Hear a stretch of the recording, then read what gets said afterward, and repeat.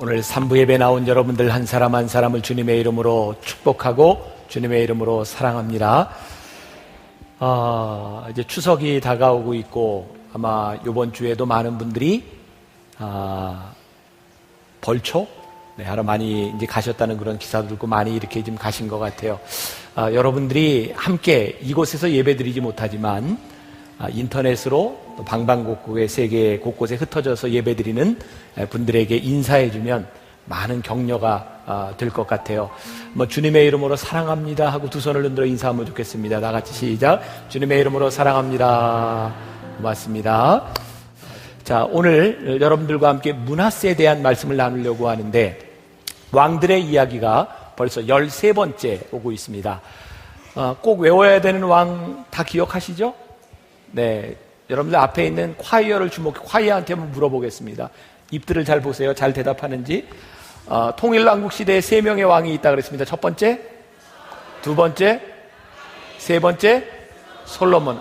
조금 더 들어갑니다. 잘 대답하세요. 정신 차리고. 못하면 창피가 찬란해지는 거 알죠? 잘하세요. 네. 북이스라엘과 남왕국으로 남유다로 나누어지고 북이스라엘의 첫 번째 왕은 여로보암, 남유다는 르호보암. 아주 마음에 듭니다. 자, 그러면서 북이스라엘 쪽에 한 왕 정도는 우리들이 기억하자. 가증한 왕, 우상숭배를 했던 아합 왕은 엘리야 선지자와 동시대의 사람이다. 또 남유다에는 몇 사람이 있지만 여러분 여호사밧, 또 지지난주에 공부했던 누구죠? 히스기야. 기도함으로 하나님께 생명을 15년 연장받았던, 그리고 오늘은 히스기야의 아들 므낫세에 대해서 배웁니다. 므낫세는 여러분들이 기억해야 될 것이 성경에 참 많이 나오고 있는데 좋지 않게 나옵니다. 가장 간악한 왕으로 나오고 있는 사람입니다. 최장기간 동안 유대를 통치했던 55년 동안 유다를 다스리며 가장 간악한 왕으로 나오는 사람 누구? 므낫세. 자, 여러분들 이렇게 머릿속에 이렇게 왕 이름을 넣고 있으면 앞으로 말씀을 듣는데 훨씬 도움이 많이 되리라고 생각합니다. 오늘 말씀의 제목은 끝에서라도 돌아서면이라고 하는 제목입니다. 2014년 올해 2월에 제가 아마 이 말씀을 준비하고 있을 때였던 것 같아요. 원고를 쓰고 있을 때 제가 신문을 보게 되었습니다. 조선일보 위클리 비즈에 혁신의 상징에서 개혁의 대상으로 라고 하면서 일본의 유명한 기업 닌텐도에 대한 기사가 실렸습니다. 닌텐도 하면 마리오 카트 이런 걸로 유명한 게임기 회사입니다. 그런데 2012년에 닌텐도가 위유라고 하는 게임기를 만들었는데, 여러분 잘 아는 아키하바라라고 하는 일본의 전자상품을 많이 파는 곳입니다. 거기가 사람들이 없이 한산했다, 그렇게 기사가 나왔어요. 근데 그 이유가 무엇인가? 이 닌텐도가 게임기라고 하는 틀에 갇혀서 모바일을 놓쳤다는 거예요. 지금 여러분 이해하는 얘기 제가 하는 거죠? 게임기하고 모바일. 옛날에는 게임기를 가지고 게임을 했는데 이제는 스마트폰 가지고 모바일을 가지고 게임을 합니다.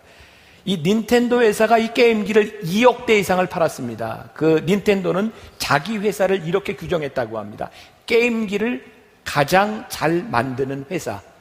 그렇게 딱 자신을 고정하고 나니까 게임기를 만들었지만 모바일에 진출하는 것에 실패했다, 그런 말입니다. 제가 이 왕들의 이야기를 보면서 이 기사를 보면서 저에게 떠오른 것이 교만이라는 말이었습니다. 교만이 무엇인가? 자기 스스로를 자기는 무엇이다라고 규정하는 것은 참 커다란 교만이다. 이 왕들을 보면서 힘을 가지면, 능력을 가지면 사람들은 자기들이 할 수 있는 것을 규정합니다. 근데 그게 교만이다. 예수님께서 이 땅에 오셔서 하신 말씀 가운데 새 포도주는 새 부대에 담아야 하느니라 라고 말씀하셨어요. 하나님의 은혜를 우리들에게 주시기를 원하시는데 그 은혜는 우리들이 생각할 수 없는 것입니다. 근데 포도주를 담는데 포도주는 발효가 되는데 헌 부대에 넣으면 포도 가죽이 터져버립니다. 그래서 이 발효하는 포도주를 잘 담으려면 새 부대에 담아야 팽창할 수 있다는 거예요. 우리들의 생각에 갇히는 것이 아니라, 우리들의 교만에 갇히는 것이 아니라 늘 하나님을 향해 우리의 마음을 열어놓고 은혜를 구하는 것, 그래야 우리들이 하나님의 사람으로서 살아갈 수 있어요. 지금 우리들이 13명의 왕들을 쭉 공부하면서 우리들이 깨닫게 되는 게 있어요. 교만이라고 하는 것은 실패한 왕에게서 나오는 것이 아닙니다. 우리 계속해서 보았지만 성공한 왕들이 교만합니다. 사실 성공하지 않은 사람은 실패할 것도 없습니다. 우리들의 삶의 성공이라고 하는 것이 어떻게 끝까지 우리들의 삶의 성공적인 삶을 살아갈 것인가, 이 13명의 왕들은 우리들에게 아주 중요한 교훈들을 주고 있어요. 교만이라고 하는 것은 뭘까요? 하나님을 몰라서 교만할 수도 있고, 우리들에게 주신 축복을 축복인 줄 모를 때, 감사를 잃어버릴 때 교만해지기도 합니다. 이 므낫세라고 하는 왕은 아주 특별합니다. 지금까지 우리들이 배웠던 왕들하고는 틀립니다. 다른 왕들은 잘 하다가 타락하는데, 이 므낫세는 평생을 잘못하고 타락하다가 마지막에 돌아서서 하나님을 만났던 사람입니다. 그런데 우리가 기존의 성경 공부를 할 때 므낫세 하면 일단 나쁜 왕으로만 생각을 하지, 그가 돌아왔던 것에 대해서는 잘 이야기하지 않습니다. 이 므낫세가 어떤 사람인가? 열왕기하 23장 16절에 보니까 같이 한번 봉독해 볼까요? 열왕기하 23장 26절 다 같이 시작. 그러나 여호와께서 유다를 향하여 내리신 그 크게 타오르는 진노를 돌이키지 아니하셨으니 이는 므낫세가 여호와를 경노하게 한 그 모든 경노 때문이다. 하나님께서 유다에 대해서 진노하시는데 이 므낫세 때문에 하나님의 화를 거둬들이지 않을 만큼, 므낫세에 대해서는 이런 표현을 합니다. 멸망의 모든 조건을 갖춘 왕. 이 정도면 굉장한 왕 아닙니까?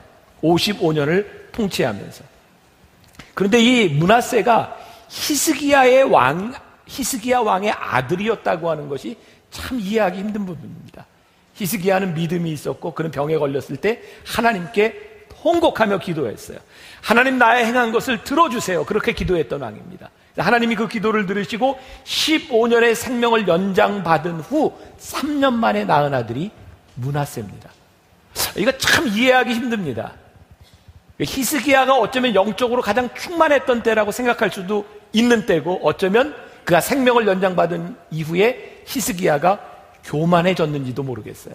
그런데 정말 이해할 수 없는 부분입니다. 중요한 건 이 믿음의 가문에서 므낫세와 같은 아들이 나올 수 있다는 거죠. 하나님의 은혜와 기적 가운데서 태어났지만 12살의 왕이 되었고, 그는 55년 동안 통치하면서 유대가 멸망할 수밖에 없는 완벽한 단초를 제공합니다. 여러분들에게 이 왕들의 이야기를 이해하기 위해서 성경을 읽으라고 했어요. 어떤 부분을 읽으라고 했죠? 열왕기상하, 또 역대기상하, 또 사무엘상하. 자, 여러분들 중요합니다. 여러분들에게 지식을 드리는 거니까 기억하세요. 열왕기상하는요, 영어에는 kings라고 되어 있어요. 왕들의 이야기입니다. 이 왕들의 이야기는 객관적인 역사를, 북이스라엘과 남유다의 왕들을 그대로 서술합니다. 역대기는 왕들의 이야기에 해석이 들어가 있습니다. 어떤 해석이냐면 신앙적인 해석입니다. 여러분, 이렇게 생각하시면 돼요. 우리나라 그 고려시대의 역사서를 기록합니다. 김부식이 쓴 게 삼국사기, 이련이 쓴 게 삼국유사. 교회 오면 별거 다 배웁니다. 삼국사기는 지금 객관적인 어떤 그 정부에서, 나라에서 만든 거, 유사는 조금 야사 같은 거죠. 해석이 들어가 있습니다. 이 왕들의 이야기도 여러분들이 열왕기를 읽을 때와 역대기를 읽을 때 주목해 보아야 합니다. 역대기는 해석이 들어가 있기 때문에요. 자, 열왕기하 21장에 므낫세에 대한 이야기들이 쭉 나오고 있는데, 객관적인 눈으로 봅니다. 므낫세가 어떤 왕인가? 거기에 보니까 북이스라엘의 아합과 이세벨이 섬겼던 바알신도 들여오고 아세라신도 들여오고, 하나님께서 금하신 인신제사, 사람을 죽여서 드리는 제사도 들여오고, 각종 점술과 사술과 무당, 무속신앙이 뿌리내도록 만든 사람이 므낫세입니다. 그래서 열왕기하 21장 16절에는 이렇게 되어 있어요. 므낫세가 유다에게 범죄하게 하여 여호와께서 보시기에 악을 행한 것 외에도 또 무죄한 자의 피를 심히 많이 흘려 예루살렘 이 끝에서 저 끝까지 가득하게 하였더라. 우상 숭배만 한 것이 아니라 어떻게 해요? 무죄한 자의 피를 흘려 예루살렘의 이 끝에서 저 끝까지 흐르게 하였더라. 아무튼 열왕기하가 기록하고 있는 이 므낫세는 도저히 구제할 수 없는 간악한 왕이라고 하는 것을 객관적으로 서술하고 있습니다. 특히 이 므낫세의 죄 중에 우상 숭배를 한 것에 대하여 성경은 무섭게 추궁합니다. 그동안 왕들의 이야기를 하며 여러분들에게 우상 숭배에 대한 이야기를 참 많이 했습니다. 우상 숭배가 단순한 형상을 만들어 놓고 절하는 것, 그것이 우상 숭배가 아니다. 제가 몇 번 강조해서 이야기했죠. 우상 숭배는 뭡니까? 우상 숭배는 오로지 목적이 이기적입니다. 그래서 제가 여러분들에게 무서운 이야기 했죠. 여러분들이 하나님 앞에 예배를 드리고 있는 이 순간에도 여러분들 가운데 하나님을 예배하는 것이 아니라 우상 숭배를 하고 있을 수 있다. 우상 숭배자의 특징이 뭔가요? 뭐 우리나라의 예를 들면 뭐 우상 숭배가 어떤 걸까요? 무당 구타잖아요. 그죠? 구태요. 근데 막 이렇게 비는 사람이 제가 저 무당을 위해서 헌신하겠습니다. 이런 거 보셨어요? 저 장군 신을 향해서 내가 평생 헌신하겠습니다. 뭐 이런 거 보셨어요? 우상 숭배를 하는 사람들은 절대로 그렇게 안 합니다. 그들이 비는 것은 뭔가요? 무당을 통해서, 그 신을 통해서 내가 돈을 벌기를, 병이 낫기를 끊임없이 내가 원하는 것을 요구합니다. 우상 숭배를 하는 사람은 자기가 비는 그 대상을 향하여 자기를 바꿀 준비가 전혀 되어 있지 않습니다. 성경은 우리들에게 이야기합니다. 우상 숭배는 다른 신만을 섬기는 것, 형상을 섬기는 것뿐만이 아니라 너희들이 하나님을 예배하며 끊임없이 너희들이 변하지 않는 것, 하나님 앞에 너희들이 바뀔 준비가 되어 있지 않은 것, 그것이 우상 숭배다. 여러분들 처음 예수를 믿을 때 어떤 전도를 받으셨나요? 예수 믿으면 축복받아, 예수 믿으면 애들 잘 돼, 공부 잘할 거야, 문제가 다 해결될 거야. 여러분 그렇게 믿으시죠? 혼란스럽게 생각하지 마세요. 믿으세요. 축복이 잘못된 것이 아닙니다. 여러분들의 자녀들이 잘 되는 것이 잘못된 것이 아닙니다. 여러분들이 돈을 버는 것이 잘못된 것이 아닙니다. 단지 여러분들이 돈을 벌기 위해서 하나님께 예배하고 자식만이 잘 되기 위해서 하나님께 예배하고 여러분들의 꿈이 이루어지기를 위해서 예배할 때 그것이 우상숭배이지 잘 되는 것이 우상숭배가 아닙니다. 그럼 우리는 어떻게 기도합니까? 하나님, 제가 축복을 받음으로 인하여 하나님 앞에 어떻게 쓰임을 받을까요? 하나님, 제 자식이 잘됨으로 인하여 하나님 어떻게 영광을 받으시겠습니까? 하나님의 뜻 앞에 우리의 모든 것들을 내어놓고 하나님의 인도하심을 받을 때 비로소 그 축복이 되는 거예요. 우리가 기억해야 될 건 여러분들의 축복이 우상숭배가 되지 아니하도록, 하나님의 길에 벗어나지 아니하도록 우리들이 radical faith, 기본적인 신앙 위에 우리들이 바로 서야 한다고 하는 말씀이에요. 참 우리들이 하나님을 믿는다고 하면서 이해할 수 없는 것, 그런 부분 아닙니까? 우리가 닮고 싶은 신앙의 인물 누구예요? 다니엘의 신앙을 우리들이 많이 부러워합니다. 기도하고 기적도 경험하고 세상에 왕들이 바뀌는데도 계속 총리야. 하나님, 제가 다니엘의 신앙을 본받고 싶습니다. 아브라함의 신앙, 힘들기는 했지만 아브라함은 축복을 받고, 이삭의 신앙, 야곱의 신앙, 그런 신앙인들은 본받겠다고 기도하는데 이 므낫세에게 죽음을 당했던 이사야와 예레미야 같은 사람이 우리들의 롤 모델이 되지 않습니다. 우리들이 닮기를 원하는 사람, 우리들 중에 예수님의 제자 닮겠다고 이렇게 바득바득 기도하는 사람 별로 없더라고요. 베드로, 안드레, 야고보, 요한 다 죽습니다. 다 순교합니다. 우리들이 닮고자 하는 사람들을 바라보면 주님을 끝까지 따라갔다 죽은 사람들을 닮고자 하는 것이 아니라 하나님을 믿으며 축복받은 사람을 닮기를 원합니다. 여러분, 이게 잘못됐다고 하는 것이 아니라 신앙이 온전하지 못하는 이야기입니다. 우리들이 하나님을 믿으며 축복의 길을 갈 때도 있습니다. 우리가 하나님을 믿으며 고난의 길을 갈 때도 있습니다. 하나님의 길은 우리들이 원하는 직선만을 이야기하는 것이 아니라 하나님이 인도하시는 곡선을 갈 수도 있는 거예요. 그 모든 것들이 우리들의 삶에 하나님의 길로 우리들에게 받아들이기 시작할 때 우리들이 축복의 길을 가는데, 우리는 내가 원했던 일이 아니면 축복이라고 생각하지 않는 거예요. 내가 원했던 길이 아니면 하나님의 뜻이 아니라고 생각하는 거예요. 그래서 하나님을 믿으며 우리는 하나님을 누리지 못해요. 왜? 내가 원할 때는 하나님이 계신데 내가 원하지 않는 길에는 하나님이 계시지 않아요. 마치 우상을 숭배하는 사람과 똑같이 믿고 있다면, 우리는 왜 우상 숭배하는 것처럼 하나님을 믿을까요? 우리들에게 찾아온 두려움에 대한 문제입니다. 잘 기억해 보세요. 생각해 보세요. 므낫세는 왜 이방의 신들을 들여왔을까요? 이방의 신이 어떤 신일까요? 아수르, 바벨론, 저 밑에 애굽. 그들 나라에 비해서 유다는 정말 보잘것없는 나라입니다. 이 보잘것없는 나라의 이 므낫세가 보니까 저 큰 나라의 신을 섬기는 그 사람들을 바라보니까 그 신을 섬기면 나도 뭔가 될 것 같은 거예요. 우리의 두려움은 왜 찾아올까요? 우리들은 왜 세상을 부러워할까요? 우리들의 가치가 세상의 가치와 다르지 않다는 겁니다. 우리들이 왜 쉽게 권력 앞에 무릎을 꿇고 물질의 우상 앞에 우리들이 그렇게 쉽게 타락할까요? 우리들이 세상과 별반 다르지 않은 가치를 가지지 못하기 때문에 우리는 쉽게 우상 숭배와 권력과 힘에 빠져들기 시작합니다. Radical faith, 우리들의 기본적인 신앙에 대한 문제인데 여러분들의 삶의 가치가 달라지지 않는 한 우리는 너무 쉽게 타락할 수 있다는 거예요. 교회의 승리가 무엇인지, 우리 신앙의 승리가 무엇인지, 만일 므낫세가 그 조상들의 어려움 가운데서도 출애굽 가운데서도 그들을 버리지 아니고 끝까지 인도하셨던 하나님의 손길을 보았더라면 어려움 가운데 세상의 권력 가운데 쉽게 무릎 꿇지 않았을 텐데 므낫세에게는 눈에 보이는 권력이 크게 보였던 것 같아요.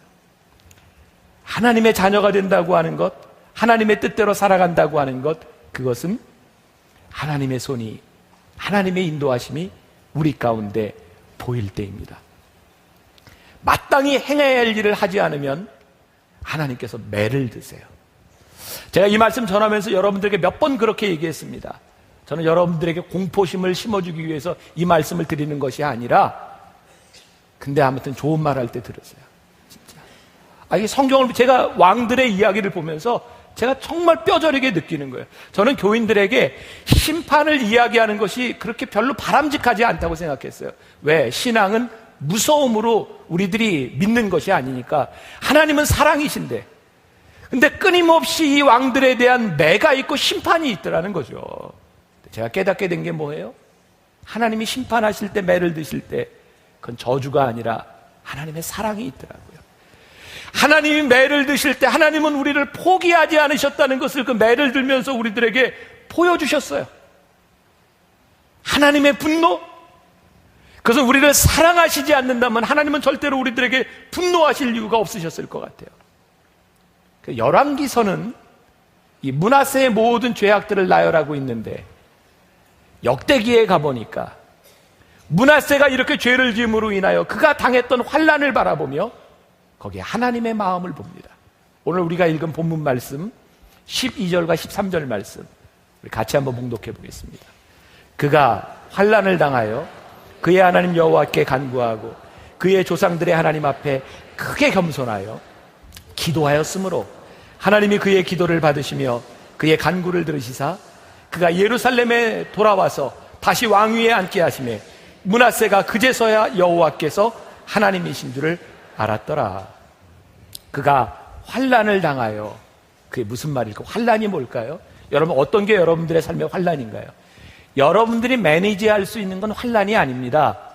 여러분들이 손쓸 수 없는 것, 그것이 환난입니다. 환난을 당하면 우리들에게 무엇이 보이나요? 내가 무능력하다고 하는 것이 보일 뿐만 아니라 내 능력을 넘어선 하나님의 손길이 환난 가운데 보입니다.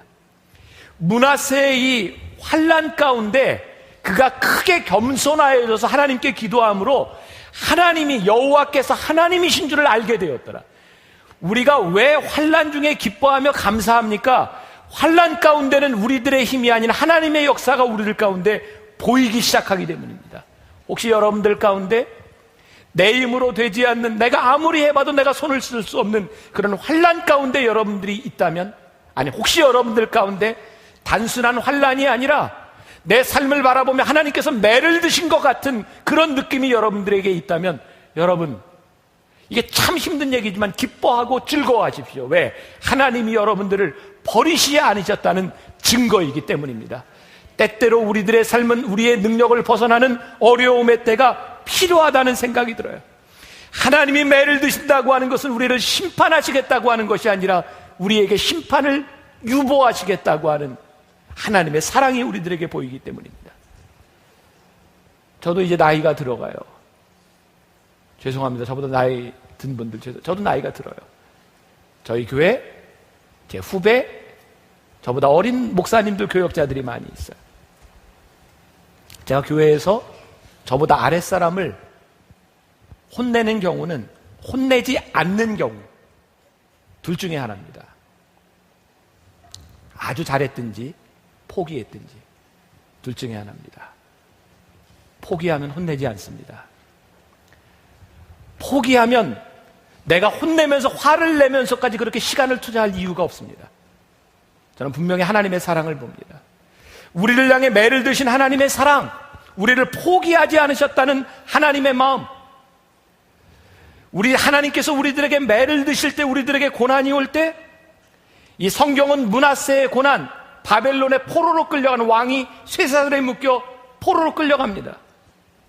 포로로 끌려가며 그 고난 가운데 므낫세는 하나님을 깊이 생각합니다. 그리고 하나님께 기도합니다. 다행스러운 것은 그 고난의 순간에 그가 하나님을 묵상하며 여호와 하나님께 기도하고 그의 조상들의 하나님 앞에 크게 겸손했다라고 말을 하고 있습니다. 도저히 믿을 수 없는 일인데 므낫세가 변했습니다. 하나님께서 만지시면 누구나 변화될 수 있는 겁니다. 그제서야 므낫세는 여호와께서 하나님이신 줄 알았다라고 고백하고 있습니다. 사람이 변화되는 것은 우리의 관점이 아닙니다. 하나님의 관점입니다. 제가 지난 한 주간 사랑에 대한 이야기를 참 많이 했습니다. 사랑은 인내하는 것이다. 소망을 가지는 것이다. 사랑을 가지고 있는 사람은 쉽게 포기하지 않습니다. 하나님께서 우리를 쉽게 포기하지 않으실 수 있는 이유, 하나님이 우리들에게 매를 드시는 이유는 우리를 포기하지 않으신다는 겁니다. 히스기야의 입장에서 보면 므낫세는 실패한 아들 아닙니까? 어떻게 믿음의 가정에서 이런 자식이 나올 수 있겠습니까? 아버지는 실패했을지 모르지만 하나님은 실패하시지 않았습니다. 하나님은 그를 돌려놓으셨습니다. 그의 인생 전부를 죄악으로 살았을지 모르지만 하나님께서 그의 인생 끝에서 그를 돌려놓으셨습니다. 오늘 말씀의 제목이 우리의 인생의 마지막 끝에서라도 하나님의 은혜와 하나님의 사랑입니다. 저는 야곱을 보면서 그런 생각해요. 야곱의 생애를 쭉 보면서 그가 야복나루에서 하나님의 사람과 씨름하며 네 이름을 다시랑 야곱이라 하지 아니하고 이스라엘이라 하겠다. 하나님의 은혜가 아니면 이거 이해가 되겠습니까? 예수님의 제자였던 베드로, 그는 늘 변명했고 늘 왔다 갔다 했고 주님을 부인했던 그 사람, 그를 끝까지 반석이라고 믿어주셨던 하나님의 은혜가 아니면 베드로의 생애를 우리가 이해할 수 있겠습니까? 예수님 이후에 가장 위대한 사도라고 일컬어지는 사도 바울, 그가 사울이라고 하는 이름을 가지고 예수 믿는 사람들을 죽이려고 다메섹으로 달려가다가 그가 꼬꾸라져서 예수님을 만났던, 그를 만나주셨던 주님이 아니고 사도 바울의 생애를 우리가 어떻게 해석할 수 있겠습니까? 오늘 우리들에게 매를 드시는 하나님, 오늘 우리들의 인생을 바꿔놓으시는 하나님, 우리를 고난 가운데 처박으셔서 하나님을 묵상하도록 만드시는 그 하나님을 바라보며 하나님의 은혜를 생각합니다. 하나님의 사랑과 은혜가 아니라면 정말 이런 일이 우리들에게 있을 수 있겠는가? 므낫세에게 쇠사슬에 묶여서 바벨론으로 끌려가는 포로, 이게 얼마나 수치스러운 일이겠습니까? 하나님께서 그의 수치를 다 덮어주셨어요. 돌아오게 하십니다.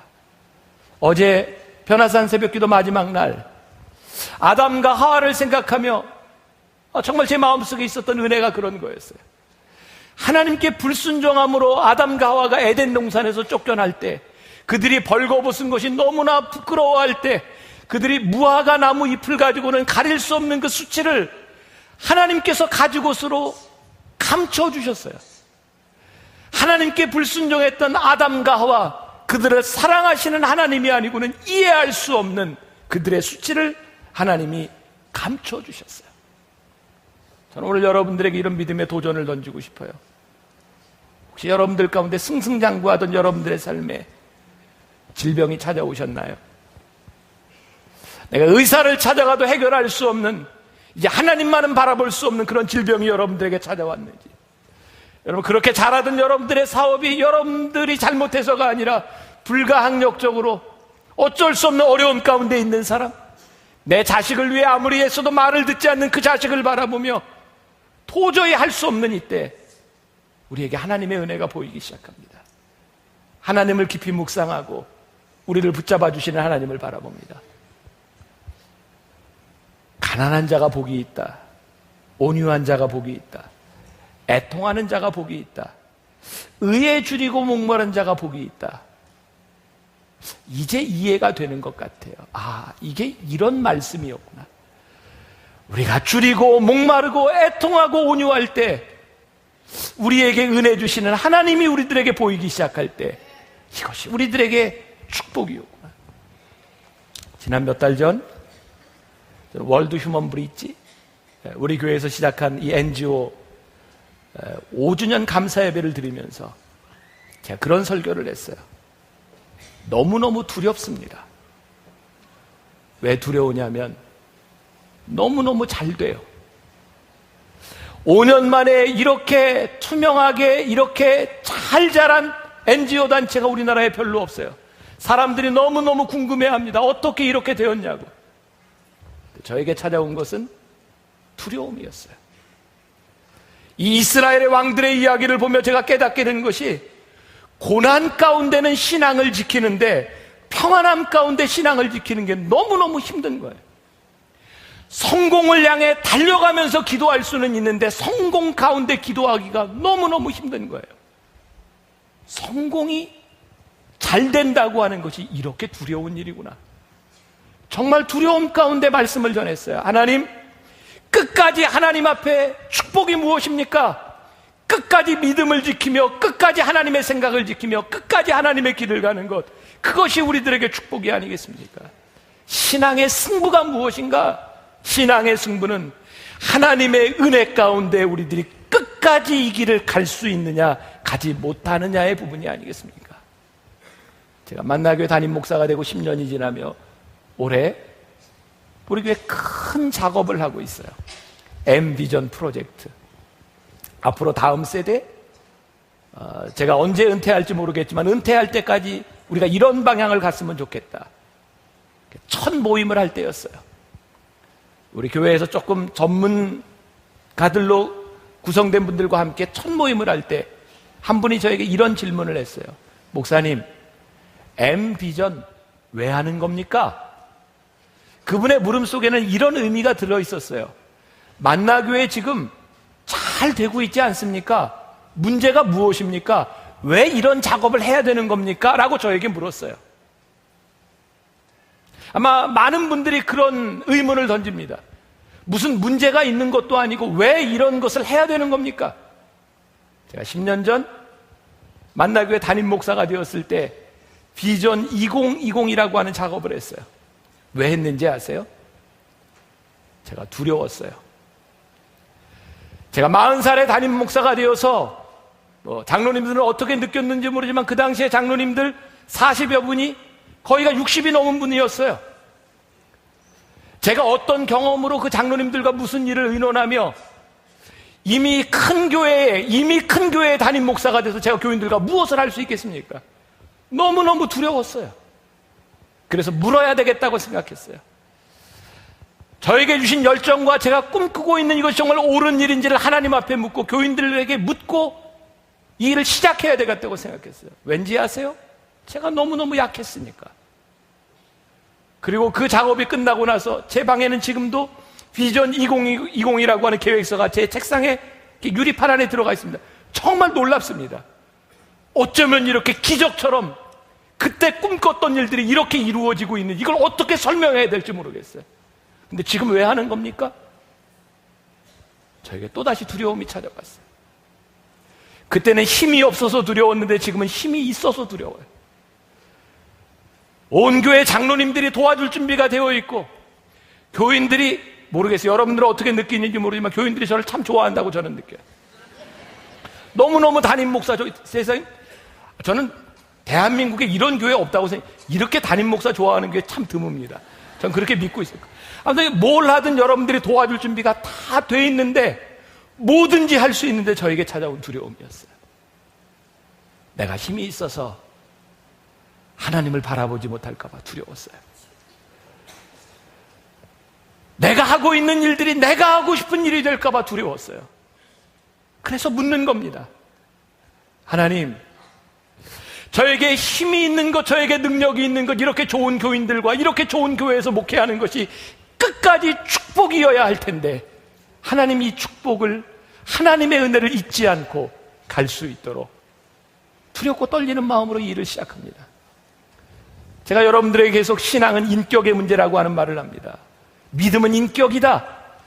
끝까지 하나님 앞에 우리들이 인격적으로 이 인격을 잃지 않고 하나님 앞에 서 있을 수 있을 때 이것이 믿음이고 이것이 신앙이다. 제가 목사 된 지 26년 됐습니다. 제가 지금까지 목사가 돼서 했던 수없이 많은 설교, 제가 이런 말에서 표현하기 좀 그래요. 제가 했던 수없이 많은 주옥 같은 말들, 그 중에 제 일이 하나 있어요. 전 하나를 딱 꼽으라면, 제가 어느 날 어머니 계시로 기도하다가 제가 썼던 짤막한 문장입니다. 하나님은 하나님이시고 사람은 사람이다. 제 26년의 최고라는데 여러분들은 전혀 감동이 안 되세요? 하나님은 하나님이시고 사람은 사람이구나. 하나님은 하나님이시고 내가 끝까지 사람으로 하나님 앞에 설 때, 하나님이신 하나님 앞에 사람인 내가 설 때, 이것이 믿음이구나. 인격적인 모습, 하나님이 하나님이고 내가 사람일 때, 하나님을 끝까지 의지하며 하나님의 뜻이 보일 때, 그것이 우리의 믿음의 인격이 아니겠는가. 므낫세가 회개하고 돌아옵니다. 그가 회개하고 돌아왔지만 그의 전체 인생에 대한 평가가 그렇게 달라지지 않습니다. 므낫세는 여전히 악한 왕입니다.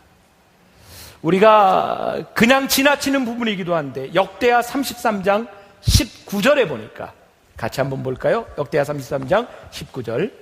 또 그의 기도와 그의 기도를 들으신 것과 그의 모든 죄와 허물과 겸손하기 전에 산당을 세운 것과 아세라 목상과 우상을 세운 것들이 다 호세의 사기에 기록되니라.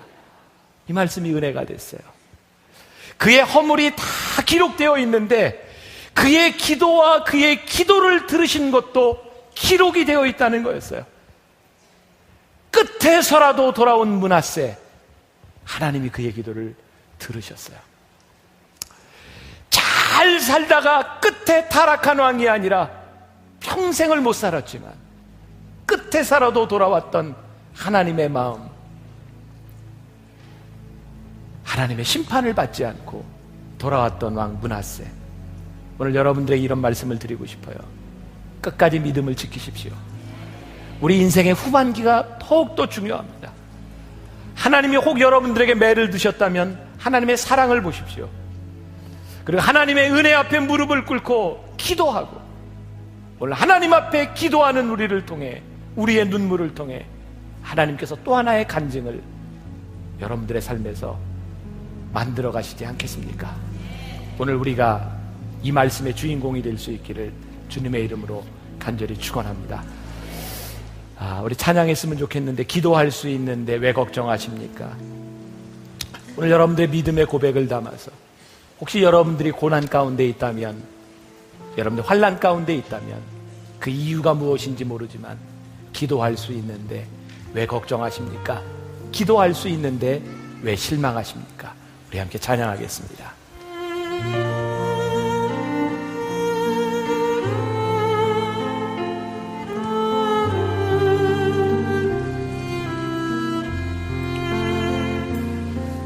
기도할 수 있는데 왜 걱정하십니까? 기도하면서 왜 염려하십니까? 기도할 수 있는데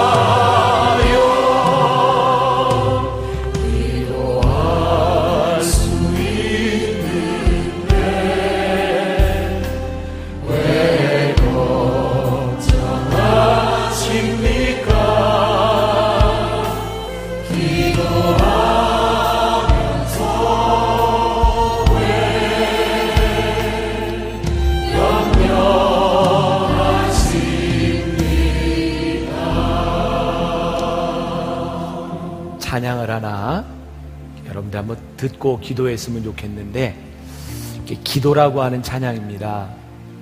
저 개인적으로는 이 찬양을 참 눈물을 많이 흘리면서 불렀던 적이 있어요. 제가 미국에서 공부하던 시절에 목사로서 정말 너무너무 억울한 일을 당했어요. 아니, 내가 왜 이렇게 억울한 일을 당해야 되는지 이해를 못 하겠더라고요. 너무너무 억울했어요. 운전을 하고 가다가 운전대를 붙잡고 막 울다가 저희 기억났던 찬양이 바로 기도라는 찬양이었어요. 마음이 어둡고 괴로울 때 주님, 나 예수님을 생각해요. 머리 둘 곳조차 없으시던 주님 생각해요. 그리고 제가 참 많이 울었습니다. 그리고 하나님께 맡겼던 기억이 나요. 내 억울함을 내가 푸는 것이 아니라 우리 주님도 머리 둘 곳이 없으셨는데 내가 이런 억울함을 당하는 것 주님에 비하면 아무것도 아닌데. 그리고 제가 깨닫게 된 게 있어요. 몇 년이 지나고 나서 20년이 지나고 주님께 맡기기를 너무너무 잘했구나. 내가 나를 증명하지 않아도 주님께 맡기기를 너무너무 잘했구나. 마음이 어둡고 괴로울 때 주님, 나 예수님을 생각해요. 우리 콰이어가 좀 불러줄 수 있죠? 네, 여러분 자리에 다 일어나서 찬양을 한번 가슴으로 여러분들이 한번 들었으면 좋겠습니다.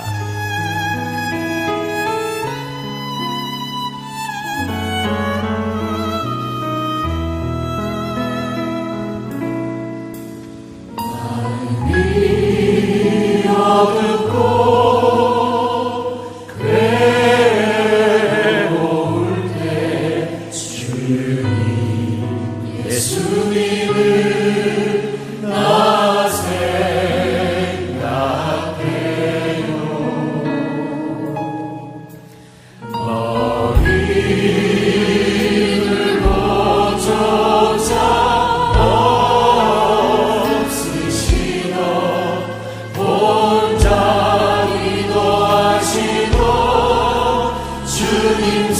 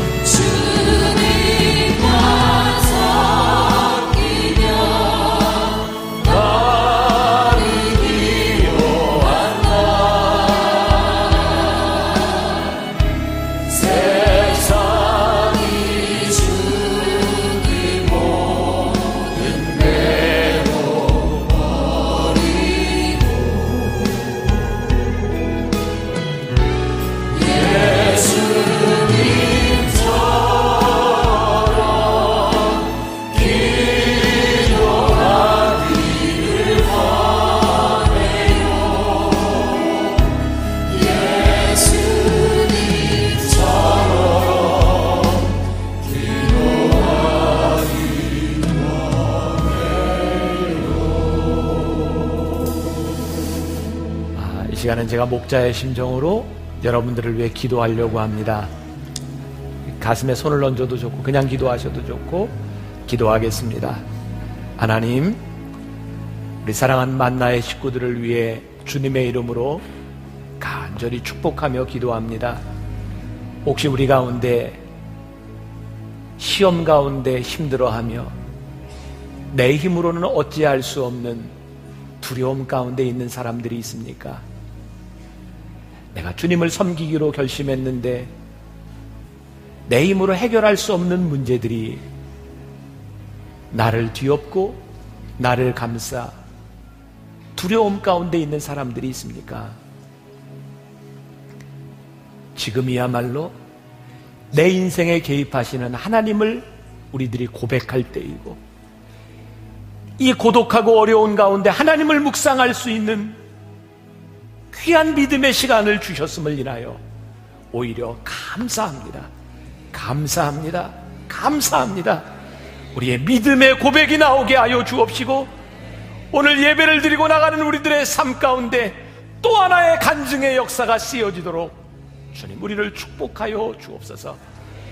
오늘도 하나님 앞에 드려진 귀한 예물들과 우리의 마음과 우리의 헌신, 우리의 시간, 하나님 하나하나 기억하시고 주님 받으시고, 이 모든 헌신이 하늘에서 해같이 빛나도록 축복하여 주옵소서.